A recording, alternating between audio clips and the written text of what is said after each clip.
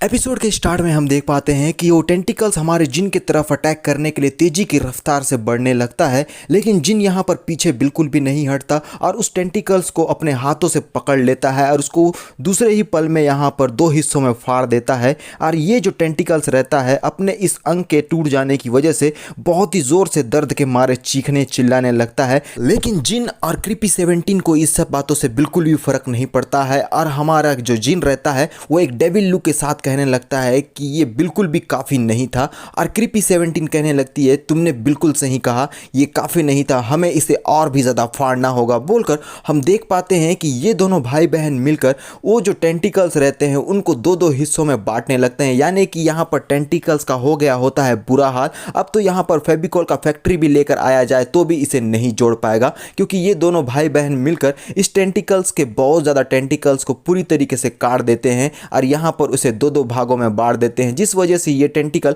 काफ़ी ज़्यादा यहाँ पर डरा हुआ नजर आने लगता है और डर के मारे में दूसरे ही सीन में भागने लगता है। और ये हमारे जिन और क्रीपी 17 उसे भागता हुआ देखते हैं और हमारा जिन एक डेविल लुक के साथ में उसे देखता है और वो बोलता है क्या तुम यहाँ पर से भागना चाहते हो। बोलकर वो तेजी की रफ्तार से उस टेंटिकल्स के सामने में जाने लगता है और वो बोलता है कि तुम अब यहाँ पर हमारे ट्रैप में फंस चुके हो तो बाहर जाने की सोचना भी मत। बोलकर वो दोनों यहाँ पर बहुत ही क्रीपी तरीके से हंसते हुए हमारा जिन एक रॉड को दो हिस्सों में बांटकर अपने हाथों में पकड़ लेता है और जंप करके सीधा उस टेंटिकल्स के ऊपर में अटैक करने के लिए आगे बढ़ जाता है और कह रहा होता है उसके ऊपर जंप करते हुए कि अब तुम्हें नर्क लोक का सैर करना होगा। बोलकर उस टेंटिकल्स के ऊपर में अटैक कर देता है। ये टेंटिकल बहुत ही जोर जोर से गुर्राने लगता है, लेकिन जिन यहाँ पर उसके ऊपर बिल्कुल भी दया नहीं करता और सीधा उस रॉड से उस टेंटिकल्स के ऊपर में अटैक कर दिए रहता है, जिससे वो टेंटिकल बिल्कुल भी नहीं बच पाता। और उसके जो बाकी टेंटिकल्स रहते हैं जिनमें अभी भी जिंदगियां बची हुई है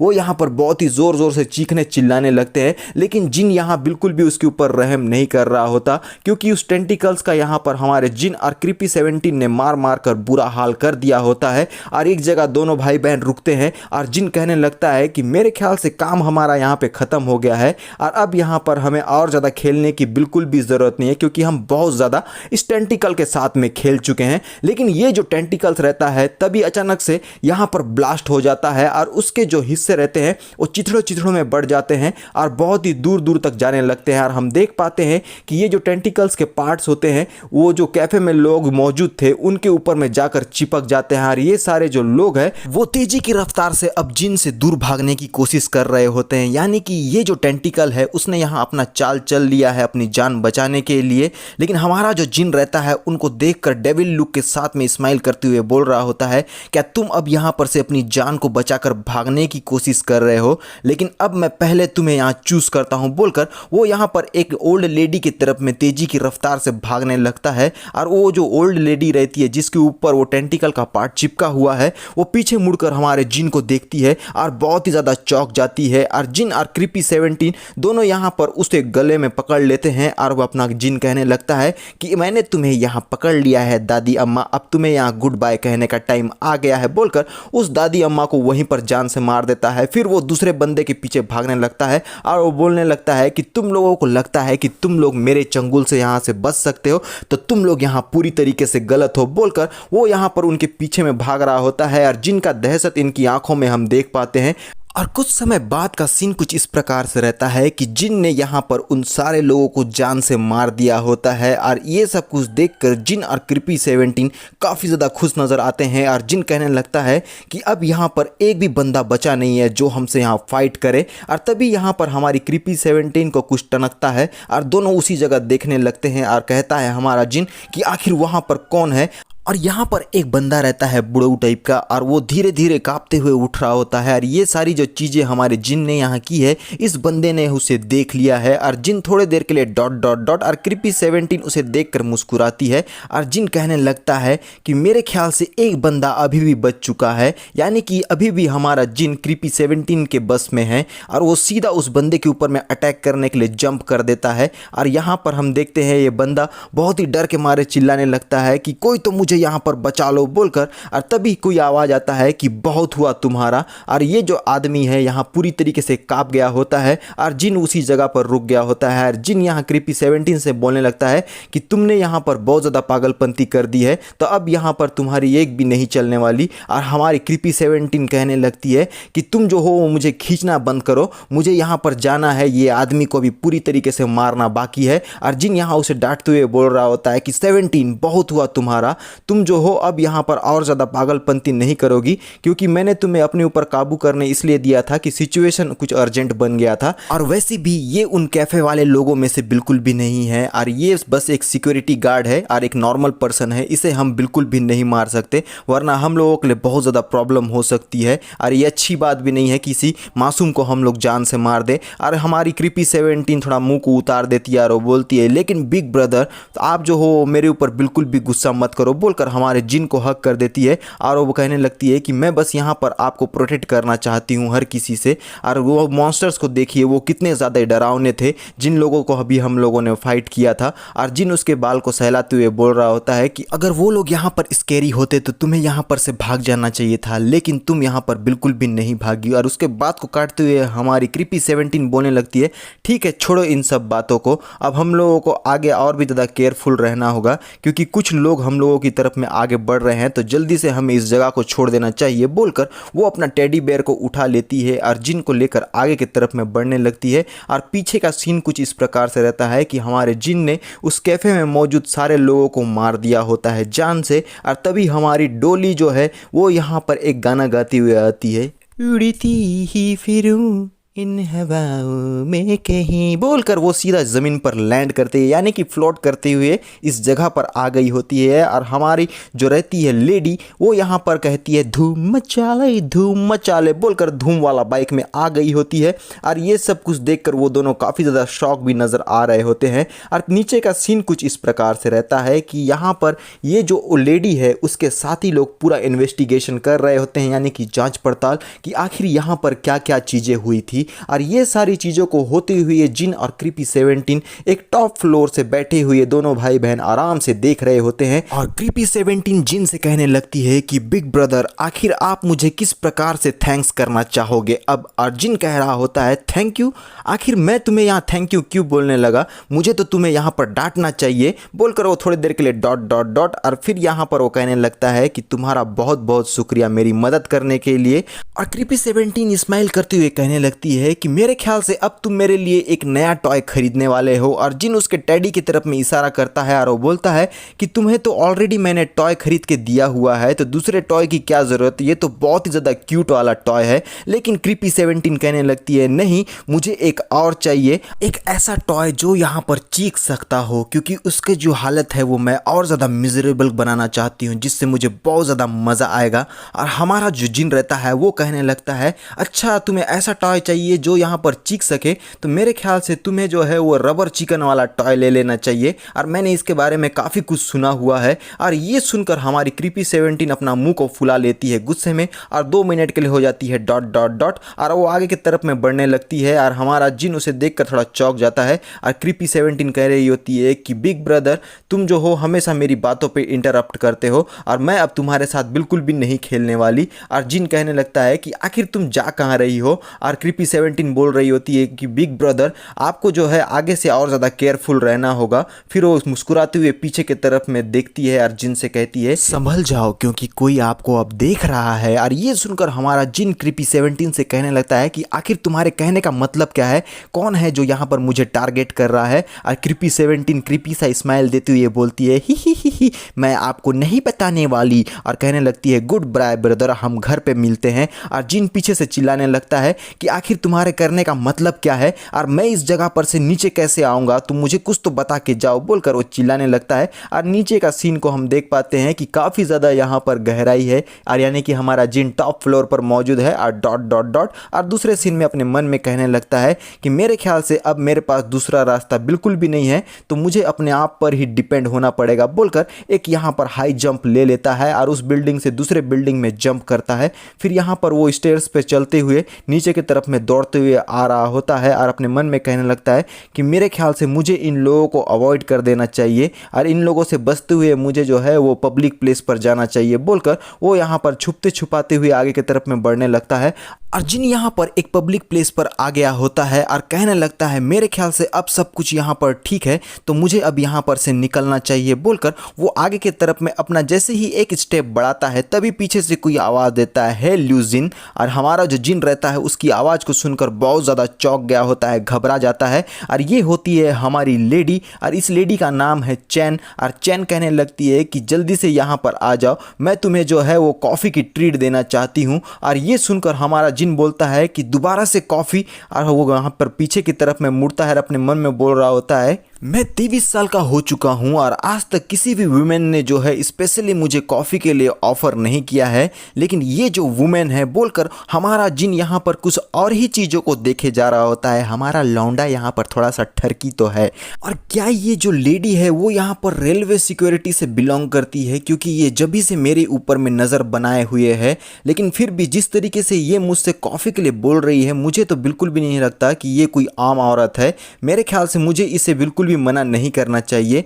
फिर वो उस लेडी से कहने लगता है यानी कि चैन से, क्या हम लोग यहाँ पर कॉफ़ी के अलावा कुछ और पी सकते हैं, क्योंकि अभी कॉफ़ी पीने का मेरा बिल्कुल भी मूड नहीं है। और यहाँ एक गहरी सांस लेते हुए अपने मन में बोल रहा होता है कि चाहे जो कुछ भी हो जाए एक रियल मैन जो है वो किसी भी औरत से बिल्कुल भी फाइट नहीं लेता। फिर वो कहने लगता है तो जल्दी मुझे बताओ कि तुम यहाँ पर क्या चाहती हो। और हमारी जो लेडी चैन रहती है वो कहती है कि मैं तुम्हें हर एक चीज़ को एक्सप्लेन करती हूँ बोलकर और ग्लास में वाइन को डालते हुए बताने लगती है कि मैं यहाँ पर एक डिपार्टमेंट से बिलोंग करती हूँ जो कि एबनॉर्मलिटीज़ और स्पेशलाइजेशन, जहाँ पर पॉल्यूशन से रिलेटेड केसेस होते हैं और वॉल से रिलेटेड केसेस होते हैं, उन सब से हम लोग डील करते हैं। तुम एक तरीके से हम लोगों को अथॉरिटीज़ कह सकते हो। और यहाँ वो बताने लगती है कि जब से रेड मून का इंसिडेंट यहाँ पर हुआ है और इसके चलते मेन सिटीज़ और ये जो सैटेलाइट टाउन्स थे वो दोनों यहाँ आपस में मिल गए और ये जो एग्जीक्यूशन है वो यहाँ पर मतलब टाउन के आउटसाइड में यहाँ कंडक्ट किया जाता है। और रजिस्टिंग फोर्स, वाइल्ड नाइट और माइंड सेक्ट वॉल का जो ये मेंटेनेंस वाला जो डिपार्टमेंट है वो सारी चीज़ों से हमारे लोग ही यहाँ पर डील करते हैं। फिर वो बोलती है कि यहाँ पर हमारा जो मेन टास्क है वो अभी ये है कि ये जो मेन सिटीज़ है और साथ में 5 मेजर सैटेलाइट टाउन्स है उन सब में यहाँ पॉल्यूशन काफ़ी ज़्यादा फैल चुका है, तो यहाँ पर उन सब चीज़ों से हमें डील करना है। और हमारा जो रहता है जिन वो यहाँ पर थोड़ा चौंक कर बोलता है क्या यहाँ पर कुछ एबनॉर्मलिटीज़ भी है। और वो कहने लगती है कि हाँ यहाँ पर कुछ ऐसे इवेंट हुए हैं जो हमारी इमेजिनेशन से बहुत ही ज़्यादा एकदम अलग है, जो हमने आज तक कभी देखा ही नहीं है। और ये जो तुम्हारा कॉफ़ी शॉप वाला जो कांड हुआ है तुम यहाँ पर खुद ही देख कर आए हुए हो कि यहाँ पर क्या हुआ था बोलकर वो एक टॉप सीक्रेट वाला डॉक्यूमेंट हमारे जिन को दे देती है। और जिन उसको जो है डॉक्यूमेंट को देखने लगता है जहाँ पर हम लोगों को कुछ डिटेल में दिखाई देने लगता है। और ये डिटेल जो है वो कॉफ़ी शॉप वाले जो है यहाँ पर मॉन्स्टर अपेयर हुआ था उसके बारे में ही है। तो तुम लोगों को अगर पढ़ना है तो तुम लोग यहाँ पर आसानी से पढ़ सकते हो स्टॉप करके। और ये लेडी अपना सिगरेट को जलाते हुए बोल रही होती है कि ये जो रेड मून का इंसिडेंट जो है इसकी वजह से 70% ह्यूमैनिटी जो है वो पूरी तरीके से ल्यूनेटिक हो गई यानी कि पगला गई थी, लेकिन यहाँ पर कुछ जो है वो सर्वाइव कर गए। और जो लोग अब यहाँ पर जिंदा है वो मेन सिटीज़ में और सैटेलाइट टाउन्स में यहाँ पर जाकर रहने लगे, क्योंकि उस जगह पर जो है वो वॉल की वजह से वो लोग प्रोटेक्टेड महसूस करते थे। लेकिन असलियत तो ये है कि वहाँ पर कई सारे जो लोग सर्वाइव करते हुए कठिनाई से एक सामान्य जीवन जी रहे हैं और कई सारे ऐसे लोग उस जगह पर मौजूद है जिन्हें माइंड म्यूटेशन है, वो लोग अपने साथ यहाँ पर एक प्रोडक्ट के ज़रिए लेकर आए हुए हैं। और ऐसे लोग जो है वो आपस में एक दूसरे के सामने में घिरे पड़े हैं और इस तरीके के लोगों को हम लोग एक्यूरेंस पॉल्यूशन कहते हैं। और जिन कंफ्यूज होकर बोलता है कि पॉल्यूशन आखिर किस तरीके का पॉल्यूशन, अगर कोई इस पॉल्यूशन से इन्फेक्ट हो जाता है तो यहाँ पर क्या हो सकता है। चैन कहने लगती है कि वो सारे लोग यहाँ पर जान से मारे जाएंगे और ये जो पॉल्यूशन है ना वो यहाँ पर एवरीडे वाला पॉल्यूशन के बराबर है यानी कि नॉर्मल पॉल्यूशन के समान है, लेकिन इसका जो रेडिएशन है जैसे ही यहाँ पर स्प्रेड होगा और जो भी लोग इससे अफेक्ट होंगे ना वो यहाँ पर तुरंत उसका सिम्टम्स हम लोगों को दिखाई देने लगेगा, यानी कि सेम सिम्टम्स होता है। और ये एक मतलब जो है एक बीमारी या महामारी के समान ही होता है, लेकिन ये जो पॉल्यूशन है वो यहाँ पर बहुत ही ज़्यादा मिस्टीरियस है और बहुत ही ज़्यादा टेरिफाइंग भी है बोलकर वो जिन को बताने लगती है और जिन उसकी बातों को गौर से सुनता है।